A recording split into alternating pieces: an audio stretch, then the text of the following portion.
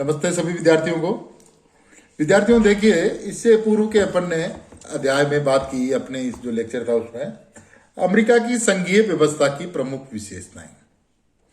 देखिए, सही मायने में अगर संघीय व्यवस्था को दुनिया में कहीं देखना है, जो कि संघीय व्यवस्था फेडरल सिस्टम जो थ्योरी है उसके ऊपर सही खरी उतरती है, तो वो है अमेरिका की संघीय व्यवस्था।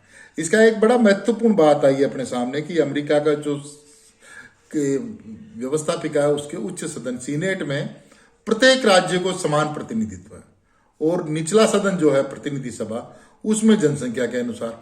जबकि भारत में देखिए आप, भारत में राज्यसभा में भी जनसंख्या के अनुसार, लोकसभा में भी जनसंख्या के अनुसार।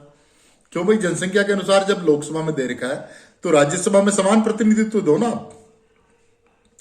जैसे अपने यहाँ पे 30 राज्य हैं तो 30 को समान दे दो, 6-6 दे दो, सबको 7-7 दे दो, 8-8 दे दो। लेकिन नहीं, अपने यहाँ राजस्थान में 10 हैं, पंजाब में 3 होंगे, कहीं किसी में 4 है, किसी में 5 है, किसी में 20 है, वही पॉपुलेशन वाला रेशियो ही। तो ये तो एक संघीय व्यवस्था का मतलब कोई प्रॉपर पालन नहीं हुआ जी। अब अपन इस व्याख्यान में बात करेंगे निहित शक्तियों का सिद्धांत। निहित शक्तियां जो है इसको अपन थोड़ा समझने का प्रयास करेंगे। ये एक जो ट्रेडिशनल क्वेश्चन आपके बनते हैं अमेरिका के संविधान में, उससे डिफरेंट तरह का क्वेश्चन है, और एक बहुत ही जरूरी तथ्य है ये जो कि आपको समझना चाहिए अमेरिका के संविधान का। अमेरिका में संघीय व्यवस्था के विकास में निहित शक्तियों के सिद्धांत का अत्यधिक महत्व रहा। संविधान विशेषज्ञों की मान्यता है कि संविधान के प्रथम अनुच्छेद की धारा 8 का अंतिम पेरा जो यह व्यवस्था करता है कि उपर्युक्त शक्तियों की क्रियान्वित हेतु सभी आवश्यक एवं उचित कानूनों का निर्माण करने की शक्ति कांग्रेस को प्राप्त होगी, के आधार पर निहित शक्तियों के सिद्धांत का विकास हुआ तथा इसका विस्तार सर्वोच्च न्यायालय द्वारा इस धारा की उदार व्याख्याओं के द्वारा हुआ।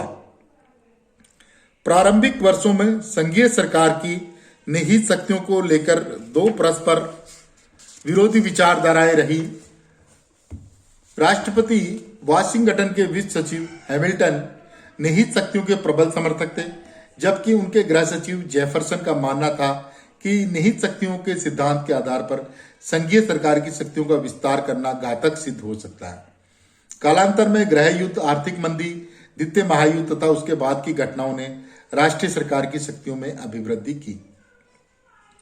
अंतर्निहित शक्तियों के संदर्भ में व्यापक मान्यता 1819 के में मैक्लोच बनाम मैरीलैंड के विवाद में मुख्य न्यायाधीश मार्शल के द्वारा दिए गए निर्णय से हुई।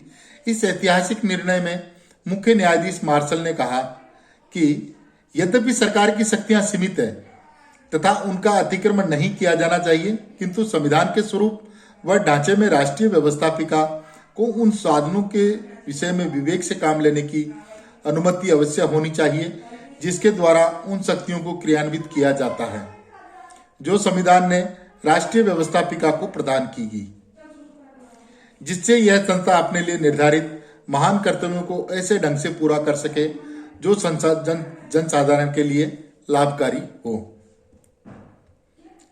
इस प्रकार जनसाधारण के कल्याण को निहित शक्तियों का आधार माना गया है। इस निर्णय में आगे यह भी कहा गया है कि यदि उद्देश्य उचित है तथा संविधान की सीमाओं के अनुकूल है तो वे सभी साधन जो स्पष्ट रूप से उद्देश्य के अनुकूल है, जिनका संविधान में निषेध नहीं किया गया है, तो वे संवैधानिक है। इस प्रकार इस निर्णय के द्वारा मैरीलैंड राज्य को संयुक्त राज्य अमेरिका की बैंक की एक शाखा पर कर लगाने का अधिकार नहीं मिला तथा यह व्यवस्था अमेरिका की संवैधानिक व्यवस्था का मूल अंग बन गई। इस निर्णय द्वारा स्थापित किया गया कि निहित शक्तियां मौलिक शक्तियों का ही अंग है। यदि संघीय सरकार मूल शक्तियां साध्य है तो निहित शक्तियां उसे प्राप्त करने का साधन मात्र है। निहित शक्तियों के संदर्भ में संघीय सरकार की शक्तियां विदेशों से व्यापार के क्षेत्र में बढ़ी है। विदेशी व्यापार हेतु बैंकिंग व्यवस्था, यातायात तथा संचार के साधनों पर नियंत्रण आदि प्राप्त किया है। इस प्रकार रेल, सड़क यातायात, टेलीफोन, टेलीग्राम तथा वायु मार्गों पर संघीय सरकार की सत्ता स्थापित हुई। तथापि कोई शक्ति निहित शक्ति है या नहीं, इसके निर्णय का अधिकार कांग्रेस को नहीं अपितु सर्वोच्च न्यायालय को रहा है।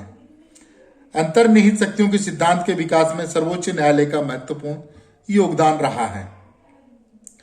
निहित शक्तियों के सिद्धांत ने संविधान को व्यवहारिक बनाया है, क्योंकि संविधान अत्यधिक सीमित था तथा व्यवहारिक कठिनाइयों को समाप्त करने के लिए यह सिद्धांत पर्याप्त सहायक सिद्ध हुआ है। निहित शक्तियों के सिद्धांत का विकास संवैधानिक औचित्य तथा सामाजिक कल्याण के आधार पर हुआ, अतः इसने लोकतंत्रीय व्यवस्था को सुदृढ़ बनाया। निहित शक्तियों के सिद्धांत ने अमेरिका की संघीय व्यवस्था में संघीय सरकार की शक्तियों को बढ़ाया है, तथापि राष्ट्रीय सरकार की शक्तियों के बढ़ने के अन्य कारण भी रहे। निहित शक्तियों के सिद्धांत के विकास में सर्वोच्च न्यायालय की प्रमुख भूमिका रही है, क्योंकि कोई संघीय शक्ति संघीय है या नहीं, इसका निर्णय सर्वोच्च न्यायालय ही कर सकता है। संघीय सरकार की नूतन प्रवृत्तियां, ये देखिए आप। संविधान का स्वरूप। लगभग 200 वर्षों से अधिक के अनुभव में अमेरिकी संघ में संघीय सरकार की शक्तियों में निरंतर प्रगति हुई। अनेक विशेषज्ञों ने इसे संघीय केंद्रीकरण की प्रवृत्ति कहा। संघीय सरकार की शक्तियों में सर्वोच्च शक्तियों की सर्वोच्चता स्वयं संविधान स्थापित करता है, क्योंकि संविधान के अनुसार संविधान संयुक्त राज्य अमेरिका द्वारा बनाए गए कानून व संधियां संयुक्त राज्य की सर्वोच्च विधि होंगे तथा सभी राज्यों के न्यायाधीश उनसे बाध्य होंगे। किसी भी राज्य के संविधान अथवा कानून में कोई भी संविधान विरोधी व्यवस्था नहीं मानी जाएगी। ऐतिहासिक परिप्रेक्ष्य। संविधान के अतिरिक्त स्वयं राष्ट्रीय घटनाएं भी राष्ट्रीय सरकार की शक्तियों में वृद्धि में सहायक हुई है। संघीय सरकार की सर्वोच्चता की स्थापना सर्वप्रथम 1861 से 1865 के मध्य गृह युद्ध में हुई। गृह युद्ध से पहले कुछ लोग ये मानते थे कि जो राज्य संघीय नीतियों से सहमत नहीं वे संघ से पृथक हो सकते हैं, किंतु गृह युद्ध ने यह निश्चित कर दिया कि घटक राज्यों को संघ से पृथक होने का अधिकार नहीं है। इसमें घटक राज्यों की स्वतंत्रता के विचार को पर्याप्त धक्का लगा तथा इस घटना ने संघीय सरकार को अधिक महत्व प्रदान किया।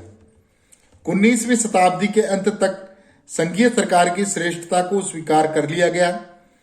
1930 की आर्थिक मंदी के दशक में संघीय सरकार की क्षमता घटक राज्यों से बेहतर साबित हुई।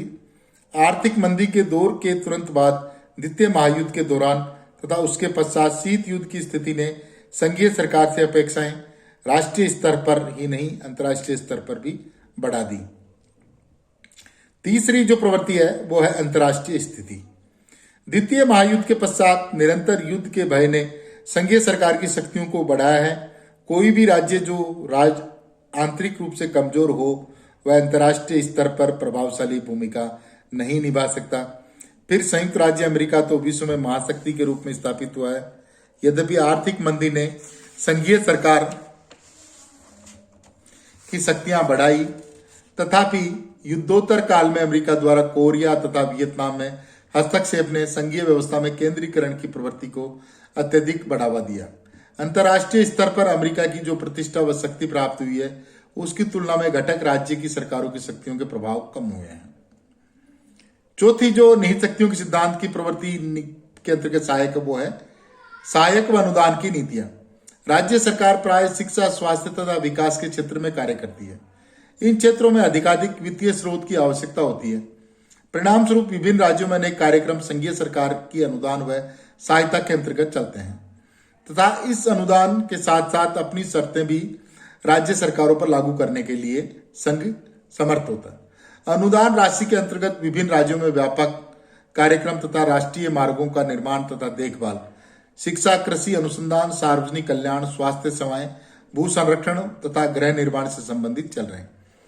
पिछले दशक में संघीय सरकार के अनुदान राशि की मात्रा दुगने से अधिक हो गई। संघीय सरकार की आर्थिक अनुदान की नीति ने राज्यों में संघीय सरकार के हस्तक्षेप को बढ़ा दिया। निहित शक्तियों का सिद्धांत 5 नंबर का पॉइंट है। निहित शक्तियों के सिद्धांत के द्वारा किस प्रकार संघीय सरकार की शक्ति में वृद्धि हुई, इसकी चर्चा पूर्व में की जा चुकी है। निहित शक्तियों के सिद्धांत के विस्तार में सर्वोच्च न्यायालय की महत्वपूर्ण भूमिका रही है, किंतु यह व्याख्या संविधान के मूलभूत स्वरूप के कारण ही संभव हुई है। संघीय व्यवस्था का मूल्यांकन किस प्रकार कर सकते हैं? इस प्रकार पिछली शताब्दी में राष्ट्रीय तथा अंतर्राष्ट्रीय दबावों व घटनाओं के परिणाम स्वरूप संघीय सरकार की शक्तियों में वृद्धि हुई तथा संघात्मक व्यवस्था का मूलभूत ढांचा विद्यमान है। क्योंकि संघीय सरकार के अतिरिक्त राज्य सरकारें अपने क्षेत्राधिकार का कार्य करती है, संघात्मक व्यवस्था के कारण राज्य के स्तर पर विधानसभाओं और कार्यपालिका में राज्य स्तर के नेताओं को राजनीतिक अनुभव का अवसर मिलता है। बाद में यही नेता राष्ट्रीय स्तर पर उभरते हैं। इसी प्रकार राज्य की सरकारें पर्याप्त सीमा तक स्थानीय आकांक्षाओं को पूरा करने में समर्थ होती है। पर्याप्त सीमा तक सर्वोच्च न्यायालय ने अमेरिका की संघीय व्यवस्था की रक्षा की है। यद्यपि इन सभी परिवर्तनों के बाद अमेरिका की संघीय व्यवस्था उतनी विकेंद्रीकृत नहीं है जितनी प्रारंभ में थी। तथापि शक्तियों के वितरण तथा दोहरी सरकारों के आधार पर यह कहा जा सकता है कि पर्याप्त सीमा तक अमेरिका की संघीय व्यवस्था में घटक राज्यों को स्वायत्तता प्राप्त है। इस प्रकार यह एक तरीके का मतलब निहित शक्तियों का सिद्धांत जो अमेरिकी व्यवस्था के अंतर्गत है, उसके क्या कारण है, क्यों मतलब ये निहित शक्तियों के सिद्धांत की प्रवृत्ति अमेरिकी संविधान में या अमेरिकी सिस्टम में आई है, उन कारणों को अपन ने देखा। इसी के साथ धन्यवाद। Thank you very much.